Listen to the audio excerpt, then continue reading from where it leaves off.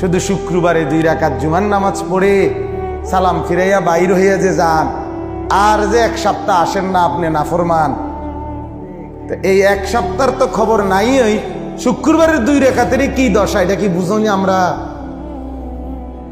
আপনি শুক্রবারের 2 রাকাত তো কিচ্ছু হয়েছে না করার দিক, কারণ এই 2 রাকাত গ্রহণ হইলেও তো আসরের নামাজ পড়তে মন চাইতো। তাহলে আপনার নামাজের দশা কি?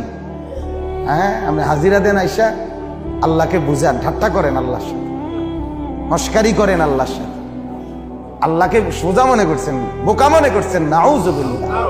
কি ভাবছেন মিয়া? কি ভাবছেন? কি ভাবছেন? একটা বিল্ডিং এর ঘরে থাকেন, কয়টা টাকা রোজগার করেন, আর এই ফাঙ্গাস তেলাপিয়া ফার্মের মুরকার কক মুরকা দিয়া ভাত খান, ধন্যপাতা, কাঁচামরিচ, টমাটো, আলুর ভর্তা, এটা দিয়ে নিজেকে খুব বুদ্ধিমান মনে করছেন না? খুব সুখের জিন্দেগি মনে করছেন।